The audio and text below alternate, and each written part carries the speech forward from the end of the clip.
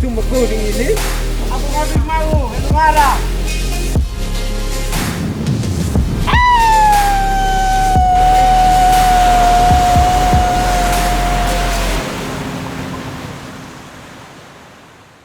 Yo guys, balik lagi bersama gua Gung Afif. Di part 3 kali ini akan dimulai dengan kunjungan gua ke rumah Bang Adi M dalam acara syukurannya anak Bang Adi M yang diberi nama dengan nama gue guys, Agung Afif dengan suku Magu. Jadi Agung Afif Magu. Jadi gue juga akan menunjukkan ke kalian banyak hal tentang kehidupan di desa Kodi karena gue akan menginap semalam di rumah Bang Adi M. Sesampainya di sana, gue udah ditungguin oleh keluarga besar Bang Adi M dan warga desa Ranggabaki. Perasaan gue cukup terharu akhirnya bisa bertemu dengan Agung Afif Magu dalam acara syukuran kali ini. Oke, malam ini kita lagi ada acara syukuran dari bapaknya. Ayam jantan. Kalau dalam adat Kodi itu kalau melahirkan dengan anak laki-laki, yang kasih nama itu yang sebenarnya 4 malam 4 hari itu kasih nama memang. Ya karena begitu jauh dari seberang, sampai pada sumber Kodi ini dianggap bahwa 4 hari 4 malam kasih nama Yopintang. Karena terhalang pandemi, gua nih baru pertama kali nih guys untuk bisa ketemu dengan Agung Afif Magu. Bukan berarti kami punya cuci ini untuk bertemu sama Bapak untuk kasih nama. Karena rahasia daripada Tuhan itu sampai ketemu dengan Bapak Eben, dengan Pak sendiri sehingga kasih nama itu anak. Bukan kami yang menghadap di Jakarta itu untuk kasih nama kami punya anak laki-laki untuk kalau umpamanya dia melahirkan. Itu tidak, itu rahasia daripada Tuhan. Sehingga kami ini dengan Bapak ini bertemu sampai dia kasih nama itu. Itu saja Pak. Ya. Terima kasih Pak.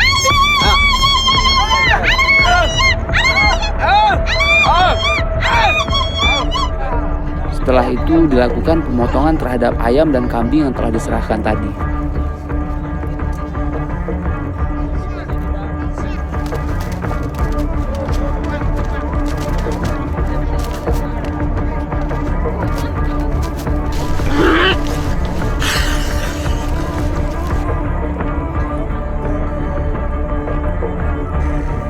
Ayamnya lama mati, kambingnya juga ya? Kambing juga. Artinya Buat berusaha begitu. berusaha ya? Ya. Jadi dari sini, karena ini kan namanya Agung Afif Magu. Berarti ini akan menjadi orang yang akan sangat besar wawasannya. Karena ini gabungan antara kepintaran orang Sumba dan kecerdikan orang Minang. Iya toh? Iya. Karena Afif dari Minangkabau dan Magu dari Kodi.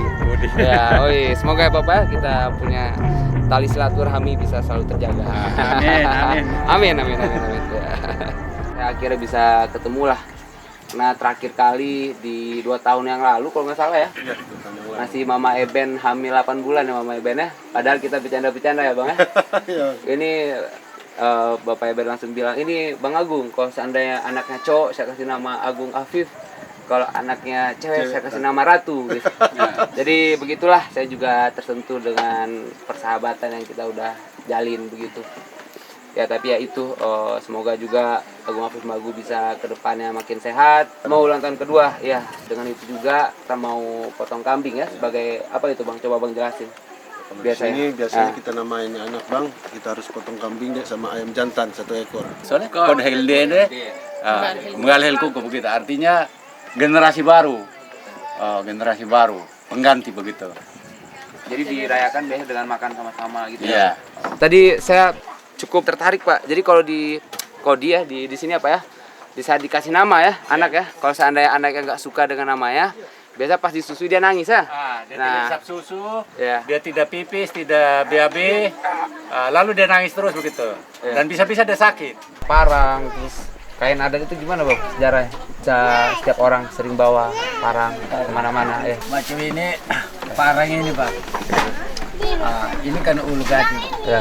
Gading. Artinya gading ini tidak sembarangan yang pakai juga. Kalau macam kami itu ya dianggap ya kalau mau pakai parang juga ada dia punya ada yang lain kebersihan kebun dan bagaimana. Tapi parang ini yang pakai ini orang yang tertentu. Ini beda ya barangnya sama parang Beda. biasa? Di mana letak beda? Ini bedanya ini. Oh, ini gading ya? Gading dia. Udah digajah? Dari gajah. Oh iya ini kelihatan. Iya. Jadi ini dipakai turun menurun gitu ya? Iya. Iya. Ini kalau parang yang biasa Ya, tidak kalau dari gading pakai, biasa ya? Tidak. Ya boleh pakai juga karena hiasan pinggang. Dan bila mana kalau memang ada pesta ada itu potong daging. Nah itu. Dan pada umumnya untuk khusus sumba khusus ini harus dia pakai parang. Parang. Pokoknya sumber lah. Nah sumba lah. Tapi kalau parang yang begini ya tidak otomatis kalau memang Kelihatan dari warna ya Bapak ya? Gadingnya ya? Ada zaman sekarang karena kesanggupan beli banyak yang gading beli. Tapi parang ini macam kan saudara yang pakai ini bapaknya dia apa kalau umpamanya tadi itu yang saya sebut dia punya tamu bilang Ratu Abang. Apa itu artinya? Rato itu Rato. artinya tertentu. Bangsawan begitu. Bangsawan. Berarti Agung Afif Magu punya darah biru. Iya. Ya udah bir. Luar Ya, biasa. bukan sombongin Mas. Ya, tadi saya cerita tahu Ya, bahwa boleh cerita lagi. mamanya ada istri saya ini punya laki-laki dia raja pertama di sini. Oh, Ada yang pertama. Nah, jadi kalau memang ada darah raja ya memang ada benarnya. Nah, Rato itu adalah pertama dia mempunyai babi, mempunyai harta benda yang ada, apa yang tidak ada, tetap dia ada. Semua gading dia akan simpan. Dia suka tolong menolong, bantu membantu. Itu yang dikatakan Rato. Dan dia selalu membuat pesta besar. dan bikin rumah adat begini, pesta tarik batu kubur, lalu ini pesta adat. Pesta Nah, baru sudah statusnya rato begitu. Rato. Oh gitu. Jadi tidak sembarangan tadi ya untuk orang-orang tertentu itu Rato itu ya. Rato ya iya. Ini guys, gua akan dipasangkan oleh bapaknya. Hanggi. Wis. Bahasa apanya? Kain. Hanggi ya, kain. Henggu, ikan kepala. Ya, kepala henggul. Ini dipasangkan langsung oleh Abang Sen. Adiem. Ois. Gimana Ibu mantap? Orang ganteng, orang kodi, asli.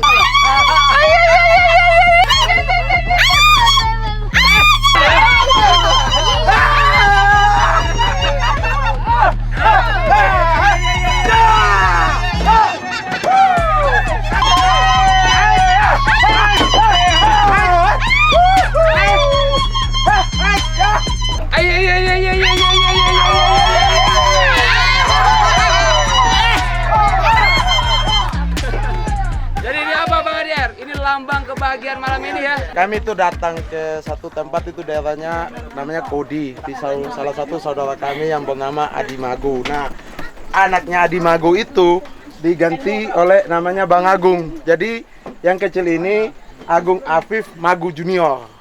Jadi malam ini disambut keluarga yang begitu banyak dengan sukacita. Mereka bersyukur sampai potong ayam, potong kambing.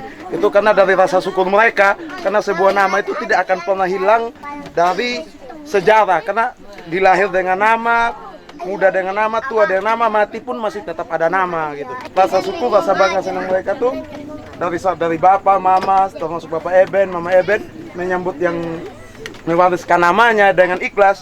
Anak ini pun bertumbuh dengan sekarang udah berumur 2 tahun guys. Semoga Agung Afif Magu Menjadi seperti tamunya, itu harapan Adi. Agung Afif Magu, Agung karena Agung artinya orang yang Kayak bijaksana, Agung, ya. orang yang akan mengharumkan nama keluarga. Berguna untuk Baik orang banyak. keluarga Magu maupun keluarga Afif.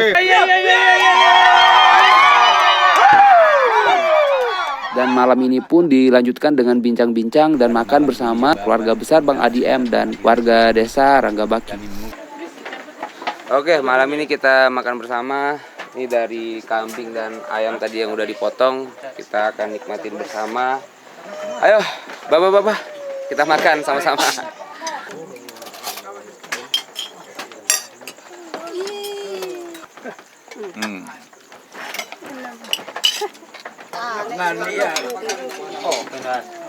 Oke, ini Agung Afif Magu. Coba mana kamera Bang Ivan? Agung. Jadi ini kamera. Kalau zaman dulu zaman perang, orang berperang dengan pedang. Tapi zaman sekarang dunia modern seperti ini, perang bukan hanya dengan pedang, tapi juga bisa dengan kamera. Karena dengan kamera, tamu bisa memperlihatkan seberapa indah Sumba. Dengan kamera, tamu bisa memperlihatkan seberapa budaya Sumba itu sangat mendunia. Dan bisa memberitahu dunia kalau Sumba adalah pulau terindah di dunia. Dan membuat seluruh masyarakat Sumba bangga akan tanah kelahirannya. Oke. Woi, mantap.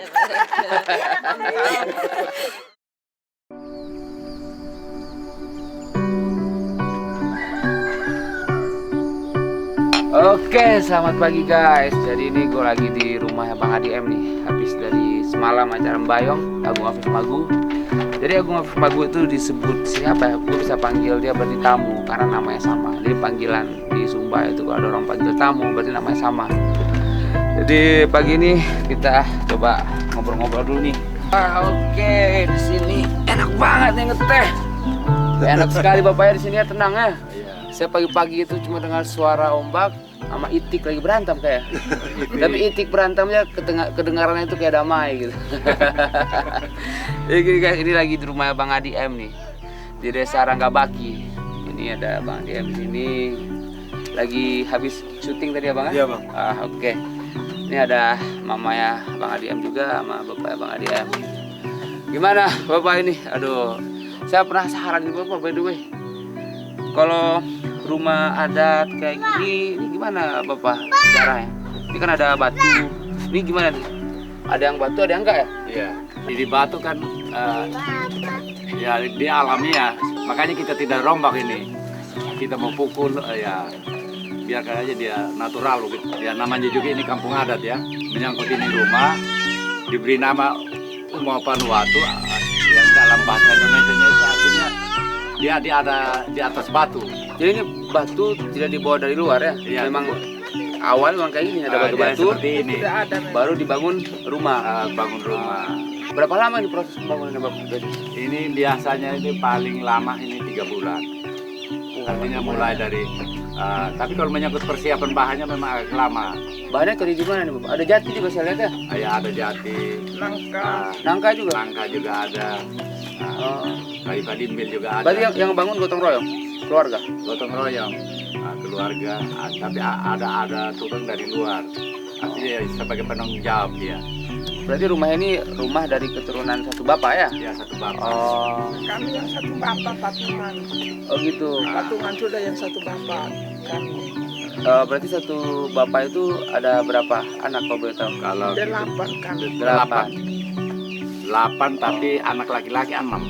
Nah, lagi namanya. Nah, cuma kalau kita membangun rumah adat begini bisa kita undang juga anak perempuan untuk berpartisipasi begitu. Nah, yang saya penasaran apa beda kan kalau buat destinasi wisata di sini tuh? Ya. Biasanya tamu pengen mau foto-foto ke Desa Ratenggaro. Kalau Desa Ratenggaro itu gimana sejarahnya, Bapak?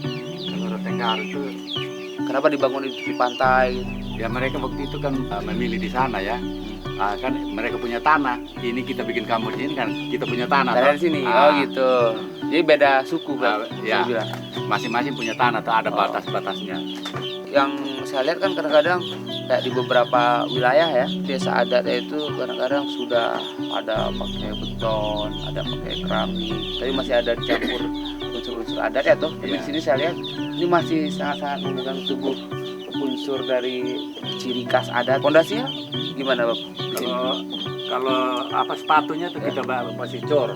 Cor ya? Artinya kita taruh di atas apa namanya pilar begitu. Oh, Supaya ibaratnya tiangnya itu tidak busuk pantatnya. begitu.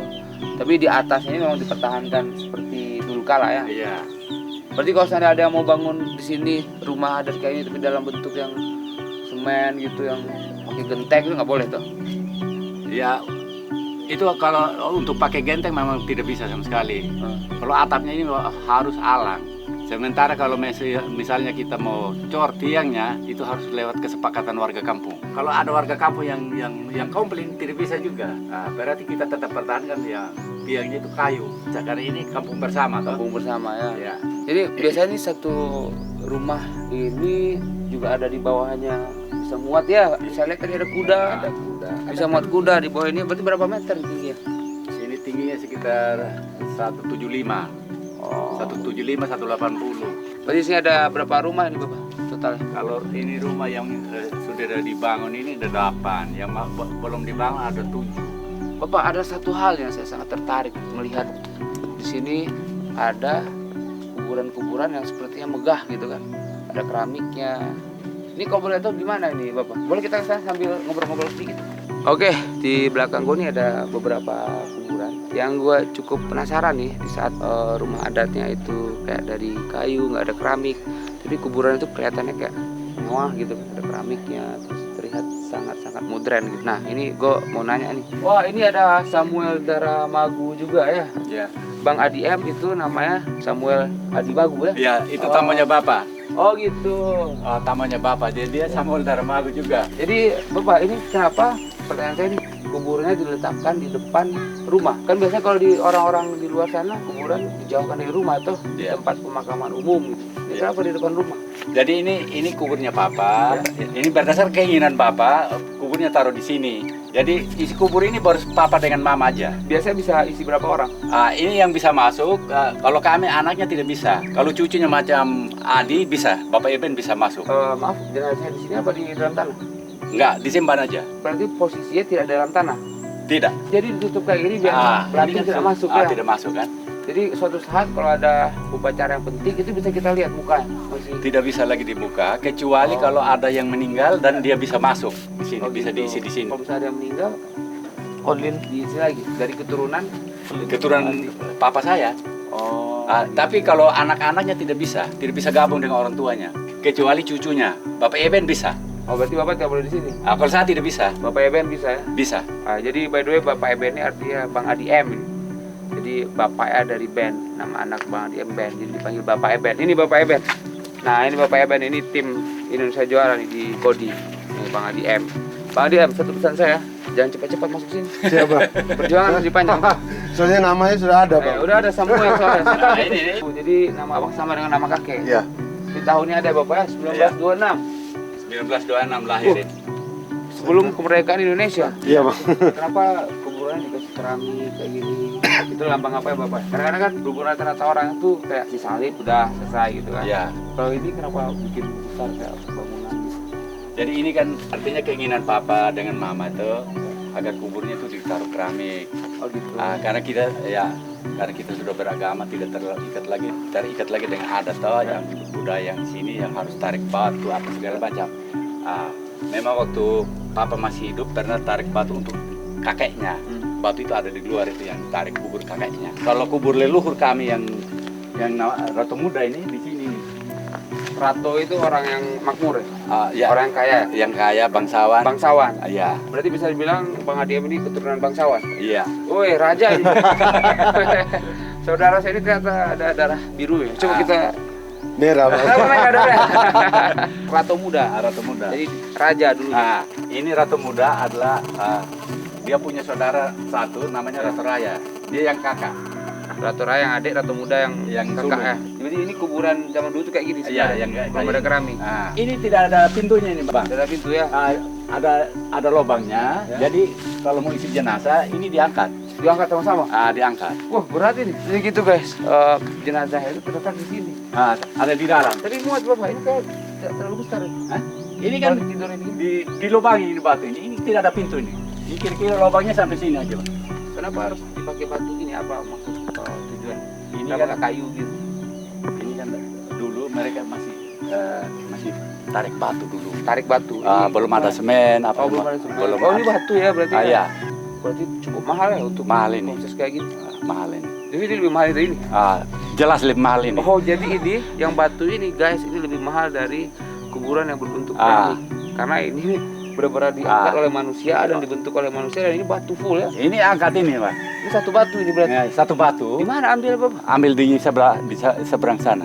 Wah. Jadi yang gini-gini berarti ada orang-orang yang ratul ya. Iya, Ya. Ini nggak akan diisi lagi. tidak lagi. Buat satu orang.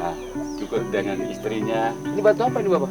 Ini kayaknya pasir yang mengkristal ini, Pak. Oh gitu. Tapi kalau bisa diangkat 10 tahun lagi itu udah kerangka. Biasanya. Sudah. Biasa kalau habis kubur kalau ada jenazah yang baru, ada itu lumpur di sana itu di muara itu diambil ada daun kayu yang dicampur kayak campuran semen itu ditutup ini. sehingga baunya tidak keluar. Jadi ketika sudah lama dia keluar ini baunya sudah hilang kan? Jadi orang dulu tuh memang nggak pernah mengubur berarti ya? Tidak. Sistemnya di dalam batu. Di dalam tutup aja. Kalau misalnya maaf rakyat biasa misalnya yang Ya gali lagi tanah. ada uang, gali tanah. Gali kubur. Oh, Ini juga gitu. banyak ini mayat di sini nih. Oh, di sini juga. Berarti Ada. saya jangan-jangan menginjak ada kuburan orang. Ada ini. Oh, di ada sini. nih, Bang. Jadi kalau bagi yang nggak ada dana di saat itu ya digali kubur ya, di kuburin. Tapi kalau bisa membiayai untuk bikin kuburan kayak gini ya berarti lambang dari kemakmuran. Misalnya dia punya kubur ini ya. Ini minta maaf. Misalnya dia punya hamba-hamba kubur di sini. Oh, jadi dulu masih banyak hamba ya? Iya. Kubur hambanya tuh kubur di sini. Ini ada berapa hamba? Saya tidak tahu ya. Saya tidak tahu tapi sekitar sini paling kurang hamba-hambanya yang dikubur. Jadi boleh jelaskan sedikit tentang hamba nggak Bapak? Hamba itu yang orang dalam rumah yang artinya termasuk dalam penguasaan dia. Berarti hamba itu bisa dibilang abdi raja ya, pelayannya pelayannya raja gitu ya. Yang melayani dia, artinya yang mengerjakan untuk dia. Oh, iya. Jadi kenapa orang bisa jadi hamba? Misalnya di sini sekarang tuh, dulu kan zaman Belanda harus bayar pajak, Ya. harus bayar pajak, tuh. Semua harus bayar pajak. Nah sekarang kan Belanda kan ingin ketika Belanda orang itu tidak mampu bayar pajak, yang punya uang ini dia bilang saya yang bayar. Ya. Tapi status yang dibayar pajak jadi hamba. Iya. Hamba itu tugasnya apa? Melayani. Ya melakukan apa yang yang disuruh. Apapun yang disuruh oleh Rato, itu harus dilakukan oleh hamba. Iya. Masih ada nggak yang punya hamba sekarang? Ya satu-satu masih ada. Satu ya. Jadi hamba itu tinggal serumah sama Tinggal Rato. serumah, bisa juga lain rumah, tetapi melakukan pekerjaan apa yang Pokoknya apapun yang disuruh sama Rato harus dilakukan oleh hamba. Iya. Kalau seandainya hamba ini mau keluar jadi hamba gimana? Ya tidak bisa lagi. Tapi itu udah seumur hidup. Ya seumur hidup. Berarti semua biaya makan, kebutuhan hidup dipenuhi oleh Rato. Ditanggung biasa di sini dibilang tidak pakai hamba. Panggil apa? Dipanggil anak-anak aja. Anak-anak. Anak-anak semuanya bilang. Tapi kalau dari sejarah hamba lah. Ya hamba. Ini batu asli nih guys, bukan semen ya. Bayangin batu besar itu diangkat sama-sama, dibentuk ya kan.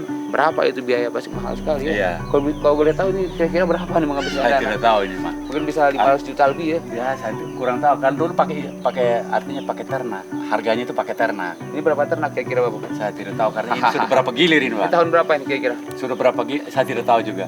Karena Ini sudah udah berapa lama gilir. banget Saya ini sudah giliran yang ke-6 ini. Jadi mungkin 600 tahun yang lalu ya. Iya. Banyak nih guys, coba lihat nih.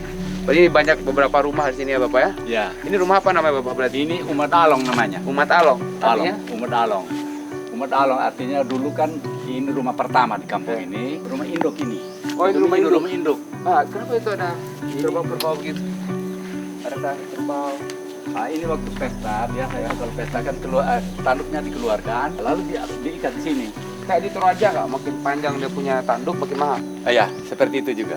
Ya, Apa yang membedakan rumah induk sama rumah biasa? Rumah induk itu artinya rumah ibu bapak. Jadi kalau ada acara pesta di sini, rundingnya di sini. Tapi waktu itu begini ceritanya. Kalau ini dulu kan nenek kaya, dia bilang untuk mempersiapkan rumah ini, jadi semua bahan rumah ini harus ada tempat berlindungnya toh, tempat simpan bahannya toh. Bangun duluan ini rumah untuk menyimpan bahan dari rumah ini. Bangun ini yang paling besar berarti. Di ini rumah disebut Umat Along. Umat Along. Artinya tempat masukkan bahan-bahan rumah ini. Jadi diberi nama sesuai dengan sejarahnya ya. Ya. Berarti ini rumah yang utamanya bisa muat berapa orang Bapak? Ini juga sudah banyak kakak ini. Oh. Banyak kakak. Berapa kakak satu rumah ini? Terlalu banyak ini Bang. Lebih dari 200? Ya 100 lebih ada. 100 lebih kakak untuk satu rumah ini. Satu rumah ini 100 lebih Jadi kakak karena ada. ini ditarik satu garis keturunan ya. Iya. Wah, luar biasa ya. Macam Ya, ini ya, juga sama. Sudah 100 lebih kakak, makanya 100 lebih kakak juga. Bapak dulu bikin rumah lagi di sana, gitu. Tapi yang tinggal di sini juga ada beberapa, ada juga mungkin yang tinggal di rumah sendiri di luar dusun-dusun, ya, Di ada rumah di dusun-dusunnya. luar. Nah, ada saya lihat karena belum ada dana atau lagi menunggu kerabat datang. Memang biasa ya Bapak ya, kadang-kadang ada yang meninggal terus menunggu 2 bulan, terus baru bisa dilakukan penguburan, dilakukan pemakaman. Kalau khusus Kodi itu paling tahan jenazah itu 10 malam. Jadi bisa menunggu pemakamannya 10 malam. 10 malam. Lebih dari 10 malam harus dilakukan, walaupun tanpa ada keluarga yang bisa datang, mungkin ada pandemi nggak bisa pulang. Pasti datang itu, Pak. Pasti datang. Pasti datang. Walaupun ada pandemi, gimana caranya pasti datang. Pasti datang. Karena itu wajib. Wajib toh. Misalnya dia punya anak perempuan, saudara perempuan, anak laki-laki, entah dari manapun, kalau orang tuanya meninggal itu otomatis datang. Kalau di sini bisa menunggu 10 malam itu di mana letakkan jenazah? Di rumah adat Di ini. rumah. Di rumah ini ditutup Iya. gimana? Di itu peti. Peti, kadang kalau jenazah yang tidak dibuatkan peti itu biasa diikat aja dengan kakinya. Diikat Kalau di- mau diisi di kubur tadi yang di Ratu Muda punya, kan dia hanya lubang aja kan. Jadi bisa diambil lagi. Jadi Betul. dia harus dilipat. Jadi ditidurkan aja, dibaringkan di dalam. Jadi begitulah Indonesia, penuh dengan budaya, penuh dengan adat istiadat. Ini baru di Kodi, bahkan di Sumba pun berbagai macam lagi ya, Ya, Bapak ya, ritualnya, cara ritualnya, pemakamannya. Ya. Itulah yang membuat Sumba itu menjadi bukan hanya pulau terindah di dunia, tapi juga sangat kaya dengan adat-adat yang menurut mungkin Bapak ini adat, tapi menurut orang dari luar Sumba ini adalah sebuah hal yang menarik untuk dipelajari, untuk didalami, untuk dilihat. Makanya saya lihat kadang-kadang foreigner mau nginap di sini kan, Iya. karena bagi mereka yang gini-gini sudah hilang di Sudah kehidupan hilang, ya. modern tuh. Jadi justru ya ngapain kita jauh-jauh merantau kalau seandainya pariwisata bisa bagus, orang tahu kayak ini ya, orang yang akan bawa duit jauh-jauh dari luar negeri buat datang ke sini buat melihat Pasola, dan makanya gini-gini pun biasanya turis juga sangat tertarik Bapak. Iya. Saya semalam tidur di rumah itu beda sensasinya. Oh, lebih enak dari hotel bintang 5. Walaupun ada hotel bintang 5 mau kasih gratis, saya lebih pilih nginap di sini. Oh, beda feelingnya ketika kita nginap di rumah yang ada sejarahnya, ada ikatan emosi. Itu beda lah.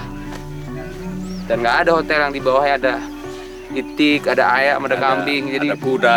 tidur itu kayak benar-benar kita merasa menyatu dengan alam, menyatu dengan kehidupan gitu. Iya. Oh, luar biasa. Oke Bapak, terima kasih atas Iya, informasinya. sama-sama. Tidak paling kita lanjut ke rumah Bapak. Iya. Oke. Mungkin buat kalian yang belum tahu, mungkin banyak yang mikir di Sumba itu mayoritas homogen Kristen gitu kan. Tapi ternyata ini gue kaget nih guys. Jadi ini rumah tetangganya ternyata Muslim, dan semalam waktu ada acara pemotongan hewan itu bapaknya langsung tahu karena gue Muslim itu dipotong oleh Muslim. Jadi ternyata di sini tuh kerukunan beragama itu bisa jadi contoh. Bisa jadi contoh buat seluruh orang yang nonton video ini bahwa agama itu bukan menjadi alasan untuk terpecah. Bahkan ini dari cerita Bapak ya Bapak ya. Iya. Di Sumba itu tidak pernah ada perang agama ya. Tidak pernah. Wah, itu luar biasa sekali. Karena di sini kita satu prinsip bahwa kita beda agama, tetapi bahwa tujuan itu menyembah Tuhan. Nah, tentu di dalam perbedaan agama caranya berbeda. Nah, tapi ngapain kita misalnya karena kita berbeda dan beda cara, padahal lalu kita membenci. Padahal kita satu tujuan, kita menyembah kepada Tuhan yang Maha Kuasa. Nah, jadi dengan cara kita masing-masing. Nah, semua tentu tahu bahwa untuk bertemu dengan Tuhan tentu dengan cara kita masing-masing, tetapi tujuannya sama. Benar. Ngapain juga kita harus membenci dengan cara yang berbeda. Iya. Padahal tujuannya sama, mencari Tuhan. Dan itu rata-rata orang Sumba memahami itu. Iya. Mungkin sudah dikasih tahu dari kecil dan Iya. kawin mawin mungkin ya Bapak ya. Kawin mawin. Untuk keluarga Bapak mungkin ada yang Muslim, ada Iya. yang Kristen, dan itu dibebaskan. Iya, kalau kita dalam satu kampung ini kan lengkap agamanya. Lengkap agama. Ada Katolik, ada yang Katolik, beragama Islam, ada yang beragama Protestan. Protestan. Tiga agama berarti. Tiga agama, tapi bersaudara. Bersaudara semua. Ah. Ada Hindu juga. Ada juga yang Hindu Oh, di sini. luar biasa. Ah. Bhinneka Tunggal Ika itu diwakilkan juga di Sumba berarti. Ya? Jadi kita kalau masa ada perbedaan agama lalu kita saling berkumpul sementara kita bersaudara. Iya, waktu yang kerusuhan Ambon itu berarti nggak sampai di sini satu pun. Dengar juga tapi nggak ada masalah. Nggak ada dengan kita. pengaruh karena ya Kita bersaudara, Iya. hanya beda agama. ya jadi gitu. Ternyata rasa persaudaraan itu juga bisa menghindari konflik, karena akhir-akhir ini kita sering lihat dalam kita beragama kita harus menyeimbangkan antara keyakinan dan kemanusiaan. Ketika keyakinan itu begitu fanatik, kita jadi lupa kalau kita hidup itu sesama manusia harus saling mencintai, saling menjaga. Di setiap agama pasti mengajarkan yang namanya Cinta kasih. cinta kasih. Jadi kalau misalnya ada orang yang membom sebuah tempat ibadah, itu sudah salah besar. Karena lihatlah kehidupan di sini, bisa rukun, ketawa, walaupun beda agama tapi bisa saling bantu. Makan Jadi bersama. itulah mungkin cita-cita juga dari sang pendiri, the founding father of Indonesia ya, Bapak Soekarno, Bapak Presiden kita, bahwa dengan banyaknya agama di Indonesia kita disatukan oleh Pancasila, Bhinneka Tunggal Ika, dan Sumba telah mempraktekannya dengan tidak ada sejarah perang agama satupun di Sumba. Tidak Ya. pernah. Mungkin ada perang suku, mungkin ada perang tanah, Ya, itu tapi persoalan perang tanah. agama tidak pernah. Ya. Masalah tanah ya ada. Paling masalah tanah itu di mana-mana biasa terjadi, tapi perang agama sih tidak pernah. Ya. Karena di banyak daerah masih terjadi yang kayak gitu lah. Ya. Ya semoga lah mungkin ada yang mau nonton, yang nonton ini bisa tercerahkan untuk bisa hidup lebih seimbang antara keyakinan dan kemanusiaan, sehingga tidak ada yang doktrin-doktrin fanatik. Jadi bagi gua pun tidak ada agama yang salah. Ya. Yang salah adalah manusia yang jahat memeluk satu agama dan akhirnya mengeluarkan sisi jahatnya Ya. dengan mungkin melakukan bom, ya kan, membunuh banyak orang, Menjelek-jelekkan agama orang lain. menjelekkan agama orang lain. Intinya kita bersatu di bawah naungan Indonesia Raya dengan Pancasila dan keberagaman. Oke, ini pelajaran yang sangat mendalam dari Sumba untuk Indonesia. Setelah itu kami melanjutkan perjalanan ke makam leluhur Bang Adi M.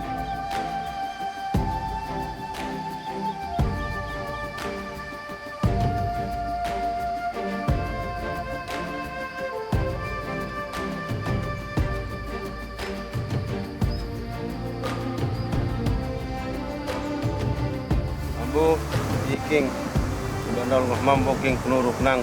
Tadi kita udah mulai proses syuting, di sana ada Bang Adi M. Nah, Bang Adi Bagu ceritanya naik kuda menuju kuburan neneknya untuk melakukan semacam apa ya, mungkin marapu kali ya. Dan di sana ada Desa Ratenggaro. Yang bikin unik dari desa itu yang gue suka dari Ratenggaro ya. Pertama itu masih sangat terjaga kealamiannya. Terus kedua banyak unsur kayak budaya, banyak juga di sini kuburan-kuburan nenek moyang leluhur mereka gitu kan. Dan yang paling diberkati banget itu, yang paling dikasih nikmat oleh Tuhan adalah desa dengan view pantai yang sangat indah. Desa adat atau pantai, ada muaranya. 3 hari yang lalu ada kejadian guys. Jadi Ceritanya anak itu lagi mandi bang. Jadi buayanya selam bang. Ambil anak itu. waduh, Dan Sebelah sana ya? ya. Dan sisanya itu buayanya simpan bang. Tinggal Tinggal paha. pahanya. jadi semenjak itu ini dilarang dulu. Dilarang sementara. untuk sementara ini turun ke bawah bang. Jadi buat teman-teman yang mau berwisata, sementara ini jangan ke bawah ya, karena 3 hari yang lalu ada buaya yang nongol di sini dan sudah memakan korban jiwa. Nah, jadi Bang ADM ini lagi syuting. Ini kuburan Rato, neneknya dari Bang ADM. Di sini saya penasaran nih Bapak ini kayak lebih tinggi lagi nih kuburannya dari yang di depan kampung tadi. Ya. Jadi ini nenek Rato Patileko. Menurut cerita nenek perempuan saya, dia terkaya. Begitu. Dia paling kaya di sini. Jadi ya ini dia bikin kubur yang setinggi ini ya menyangkut prestise dia udah. Dulu paling kaya se-Kodi. Iya. Dia makin tinggi dia makin mahal biayanya. Jelas makin mahal mas. Satu batu ya. Ah, Ini kalau kayak di Inggris itu Stonehenge. Berarti ini masih ada keturunan beberapa yang masih marapu nggak? Yang masih kesini minta doa. ya jelas masih ada kalau Masih ada ya? turunannya dari Rato Patileko ini. Mas. Seperti Patileko. saya sekarang. Seperti saya sekarang kalau saya datang di sini atau anak saya wajib itu bawa siripinang lah. Siripinang sini ya. Makanya saya sering kesini tapi penasaran ini kenapa ini paling tinggi. Ternyata ini adalah Rato Patileko yang termasuk orang paling kaya di zaman itu ya. Di zaman itu. Ini logo kuda nih artinya apa nih? Ini Dara Angga maksudnya. Dara Angga itu nama kudanya ada. Oh, Dara Angga, Dara kuda Angga. kesayangannya. Kuda tunggangannya dia. Yang selalu ditunggangi. Ah, Di sana juga berarti rato-rato tuh rata-rata. rata-rata semua ini. Cuma kalau perbandingan kaya masalah menyangkut harta dia paling kaya. Makanya paling tinggi ya. Paling tinggi. Iya. Oke, guys. Sini gue lagi mencoba hidup ala Kodi nih bersama kuda Wahyu. Kudanya cantik warna putih. Sini gue mau coba keliling ngelihat suasana pantai. Ada kuburan-kuburan, ada desa adat, cantik sekali guys. Sekian cerita dari Sumba Barat Daya. Sekarang waktunya kita menuju Sumba Barat untuk bisa bertemu dengan salah satu tim Indonesia juara, yaitu Bang Faisal. Oke guys, kita udah sampai di Sumba Barat nih. Sekarang kita bakalan syuting di Wakelo Sawah. Perkenalkan dulu nih, ini ada sang videografer Ekan Afi. Wow, polarisasi. Dan di sini ada sang koboi Bang Ivan. Jangan lupa Ivan Sabroni. Ivan Sabroni ini yang sering menjadi video editor dan DOP video juara production. Dan di sini ada bocah tua nakal, Refri. Halo guys, selamat datang di daerah wisata air terjun Waikacura. Oke, kita di sini mau ngapain, Ju? Di sini kita mau syuting. Enggak, kita mau mancing belut. Ya, jadi ceritanya 2 tahun yang lalu gue pernah lompat di sana. Ini kan daerahnya Sumba Barat nih guys. Jadi Bang Faisal ini yang sebagai guide-nya malah lagi di mobil lagi main PUBG.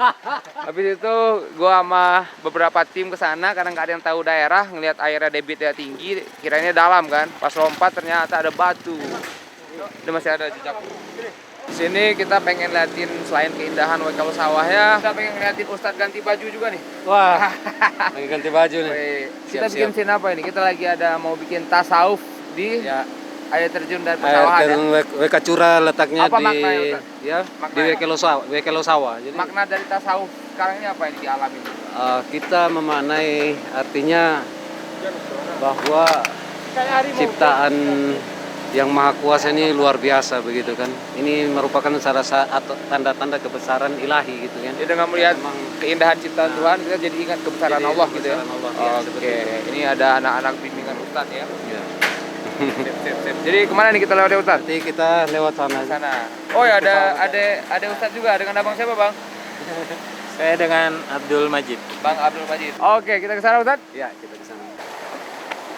Oke guys, jadi untuk menuju air terjun Waikacura itu kita harus lewatin pematang sawah. Lumayan sih, cuma masih gampang lah ya aksesnya. Sini kita bisa sambil ngeliat view, lihat persawahan, banyak kebun juga. Halo Pak.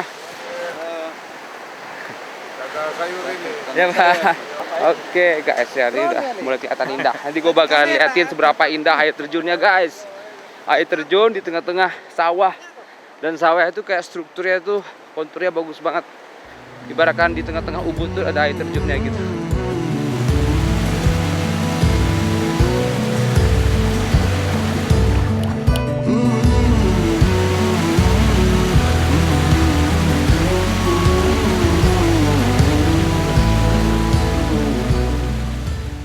Oke, akhirnya kita sudah sampai di air terjun Waikacura. Ini struktur air terjunnya itu guys, cantik banget, kayak bertingkat-tingkat. Ini kayak air terjun di Filipina nih. Warnanya kebiruan.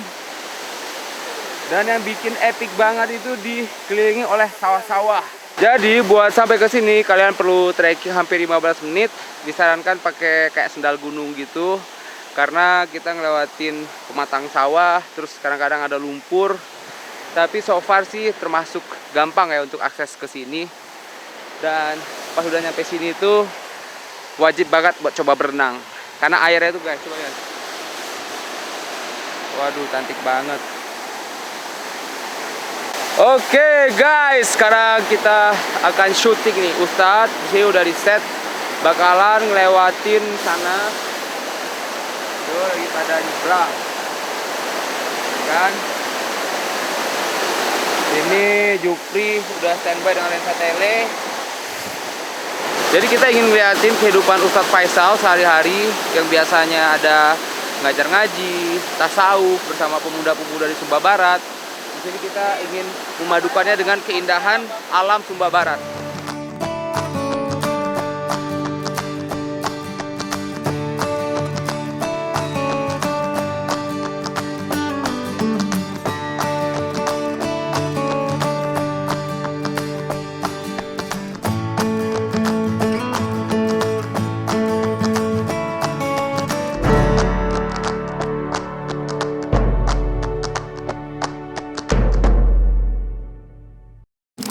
Yo guys, pagi ini kita akan explore menuju pantai apa Ustadz? Pantai Watu Bela. Watu Bela. Di sana kita bakalan bikin video interview Ustadz. Kemarin udah sempat coba, tapi karena waktunya itu mepet banget, kita ulang lagi hari ini. Dan gua pun penasaran nih, belum pernah ke sana guys. Gue lihat di foto itu cantik banget pantainya.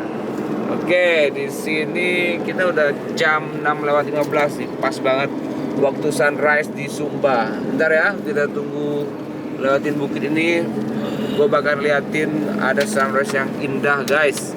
Dilihat guys, sunrise dengan view perbukitan Sumba Barat.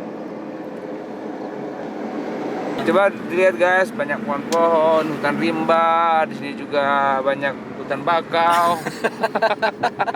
Dari Sumba Barat Daya, area rumah Ustadz ke pantai itu berapa lama Ustadz? Jam setengah ya? Sumba Barat itu sekitar 1,5 jam normal. Itu letak tebingnya sama tebing dengan Nihiwatu atau jauh? Jauh sih. Kalau Nihiwatu itu letaknya di Wanokaka, sedangkan Pantai Watu Bela yang kita datangi sekarang itu ini ada di di Kecamatan Laboya. Tapi kayak mirip Tanjung Mareha ya? Ya mirip-mirip Tanjung Mareha, cuman karakter sama bentuk pantainya itu beda gitu kan. Ustadz paling suka foto itu di mana Ustadz? Spotnya Ustadz? Kalau di Sumba. Kalau Yang saya paling itu cantik buat kamu? sukanya di bukit ketika sunrise atau sunset. Kemudian ketika di air terjun. Itu keren banget pokoknya. Di air terjun gimana settingan kamera? Kalau untuk settingan kamera itu kan dia yang kan air terjun itu kan ada yang sempit, ada yang luas kan. Ada yang luas gitu kan. Kalau dia sempit itu bagusnya pakai wide supaya semuanya kelihatan gitu kan. Sedangkan kalau yang luas itu kita pakai lensa-lensa standar juga itu bisa gitu kan. Yang penting tetap fokus ke objek. Yang paling suka di air terjun pakai teknik apa? Yang air kapas apa? Kalau di air terjun biasanya saya pakai teknik long exposure. Nah, itu tamu itu senang banget lah pokoknya. Karena ada gimana ya, bentuk airnya itu kayak kapas-kapas gitu kan. Wah itu luar biasa pokoknya. Itu tamu pasti suka banget pokoknya itu, kalau di air terjun itu ya. Sekarang kita sudah mulai sampai di tepian pantai Laboya, Sumba Barat. Ya ini lihat cuacanya bagus. Nah, pantainya masih dibilang tanpa polusi. Udaranya juga 99%. Luar biasa seger. Oke guys, sekarang kita lagi turun nih, trekking nih menuju lokasi syuting. Wah Ustadz luar biasa ini. Badan kecil tapi power besar.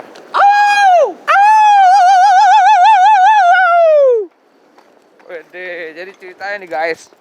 Pertama kali gue ke Sumba itu gue pergi sama Ustadz. Dan yang menyatukan kita adalah suara aungan.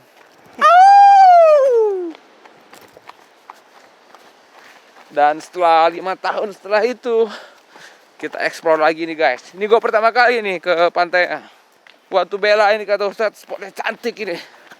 Waduh, ayo kita lihat guys. Ayo kita lihat guys. Akhirnya kita sampai.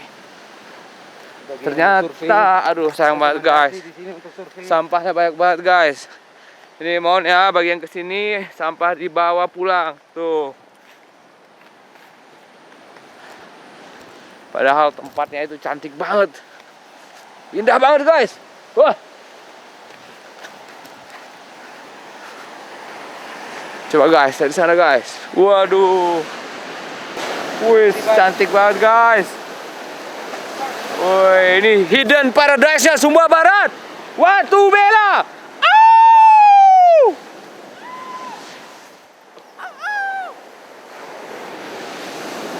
Ini guys, kita bawa bekal, dimasakin langsung oleh istrinya Ustadz. Terima kasih kepada Mama Ruhul. Apa plan kita ini Ustadz? Kapan Ustadz lompat dari tebing itu?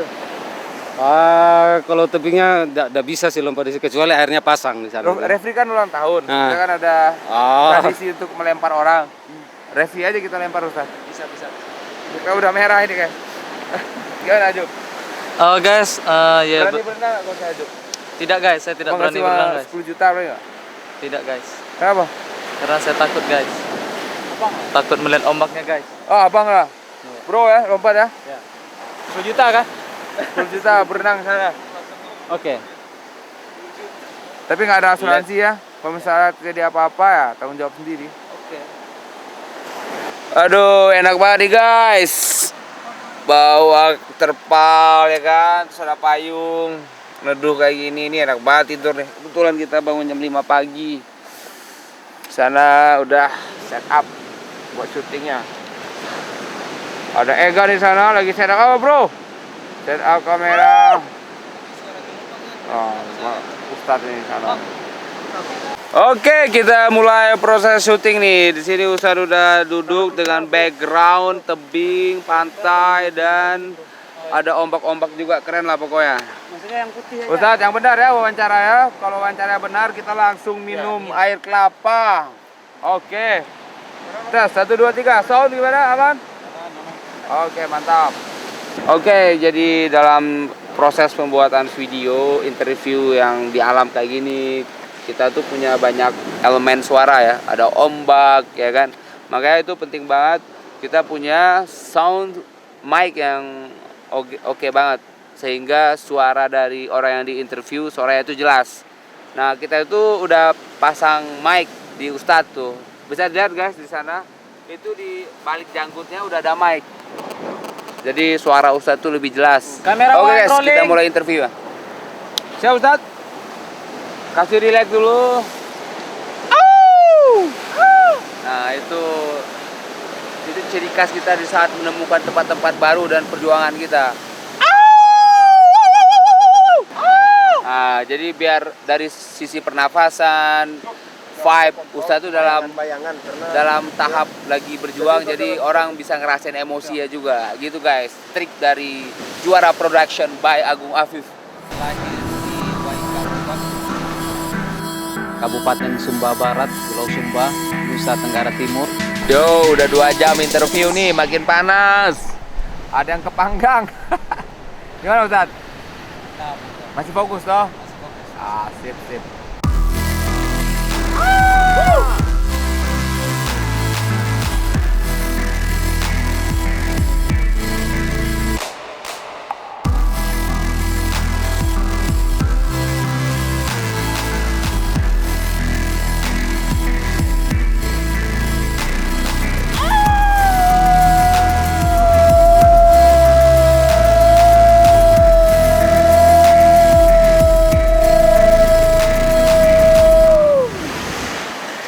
Oke, akhirnya kita kelar juga nih syuting buat Bang Faisal. Gimana Bang?